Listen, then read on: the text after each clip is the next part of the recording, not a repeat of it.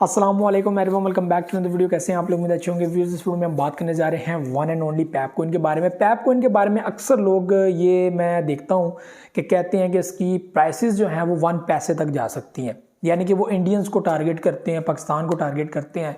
और वो लोग जो इन जो है वो लैंग्वेज को समझ सकते हैं कि 1 पैसा, व्हाट इज़ 1 पैसा। पैसा तो यहाँ पर ही कहा जाता है ना, पाकिस्तान में 1 पैसा बोला जाता है, इंडिया में 1 पैसा बोला जाता है, ठीक है। और बाकी यूरोप और दूसरी कंट्री में पाउंड एंड सेंट, इस तरह की चीज़ें जो है बोली जाती हैं। तो ये हमारे लिए ये चीज़ है। क्या पैप कॉइन 1 पैसा जा सकता है? It's possible.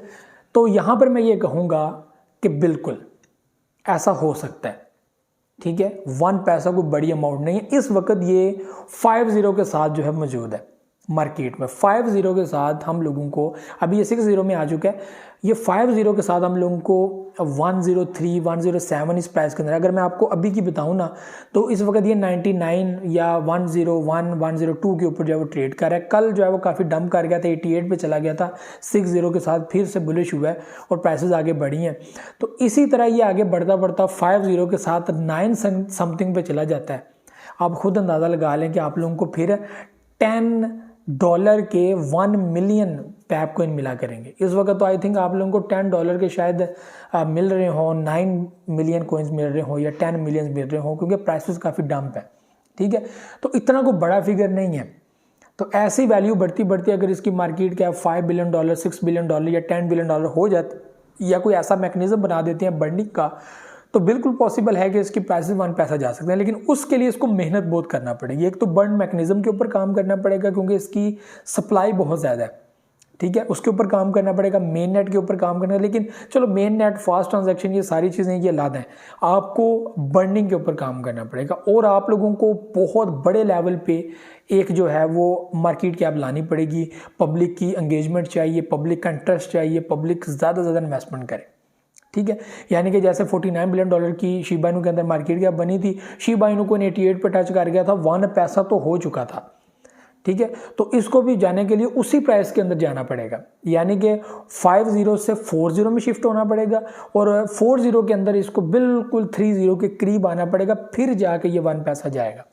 आप मेरी बात समझ रहे हैं मैं क्या कह रहा हूँ?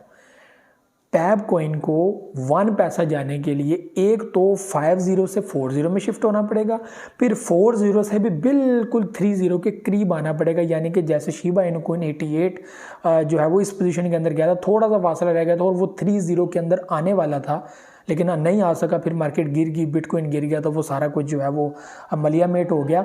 अभी वापस से वही चीज़ होने वाली है, ठीक है। अभी मार्केट हाल्विंग पीरियड के बाद वापस से बुलिश होगी, पंप होगी। आप देखिएगा मार्केट में एक नया लेवल बनेगा, जो आप लोग देखेंगे प्राइसेस कैसे आगे बढ़ रही हैं, कैसे बुलिश कर रही हैं। तो ये चीज़ जो है वो होना इंपॉर्टेंट है। तो उसके लिए मार्केट कैप चाहिए, पब्लिक का इंटरेस्ट चाहिए, पब्लिक कितनी इन्वेस्टमेंट करती है, किस हिसाब से करती है। बड़े बड़े वेल्स, अब शिबा इनू के अंदर भाई वेल्स बहुत एक्टिव है। आपको मैंने पहले भी फिगर बताया था कि $600 मिलियन वेल्स यहाँ पर रखते हैं, जो बाइंग एंड सेलिंग ट्रांजैक्शन कभी इधर से उधर, उधर से इधर जो है वो करते रहते हैं। और यहाँ पे जो सबसे पहला होल्डर है ना, उसके पास एक 400 मिलियन समथिंग की जो है वैल्यू है शिबा इनू कॉइन की। और तकरीबन 100 जो होल्डर्स हैं ना, उनके पास 79% शिबा इनू की वैल्यू अपने पास है, यानी कि सप्लाई अपने पास है। तो शिबा इनू कॉइन को भी मेन नेट के ऊपर काम करना पड़ेगा, सप्लाई के ऊपर काम करना पड़ेगा। और उसके अलावा जो है वो थोड़ा सा ज़्यादा टाइम लगेगा। अगर पब्लिक साथ रहती है ना शिबा इनू कॉइन के, फिर ज़्यादा टाइम लगेगा। अगर नहीं साथ होती तो फिर तो कुछ भी नहीं है। और अगर मेन नेट के ऊपर या सप्लाई के ऊपर काम कर देते हैं तो फिर थोड़े ही टाइम में शिबा इनू कॉइन ₹1 भी जाएगा, 1 पैसा भी जाएगा, मतलब आगे बढ़ सकता है अपनी जो स्ट्रैटेजी उसने बनाई है उस हिसाब से। तो शिबा इनू कॉइन के लिए तो 40 में आना कोई बड़ी बात नहीं है, वो तो आ ही जाएगा।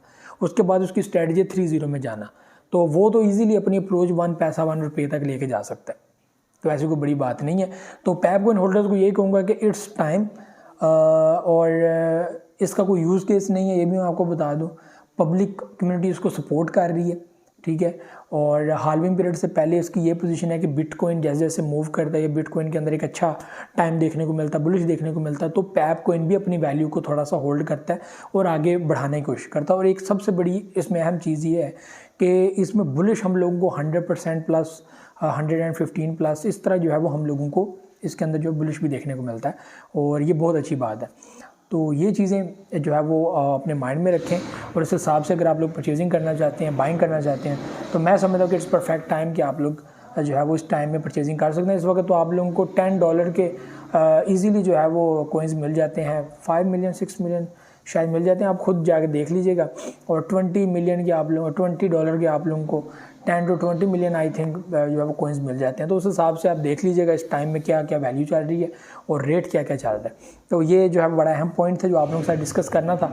तो पैप कोइन होल्डर्स को यही कहूँगा कि hold your coins, use cases का कोई भी नहीं है, लेकिन कम्युनिटी काफ़ी सपोर्ट करती है, फॉलो करती है, वैल्यू कम है, बाइनेंस पे लिस्ट है, कल को मेन नेट के ऊपर काम करते हैं नहीं करते, क्या सिस्टम है, अभी तक तो कोई ऐसी चीज़ सामने नहीं आई, लेकिन कल को जो भी होता है तो उसका फ़र्क तो पड़ेगा। और हालिम पीरियड के बाद भी अगर बुलिश में देखा जाए तो Pepe coin and Shiba Inu coin मुझे नंबर 1 पे नज़र आते हैं। उसके बाद लूना क्लासिक भी है, उसमें भी बर्निंग होती है तो वो बुलिश होता है, वरना वो भी स्टक हो जाता है।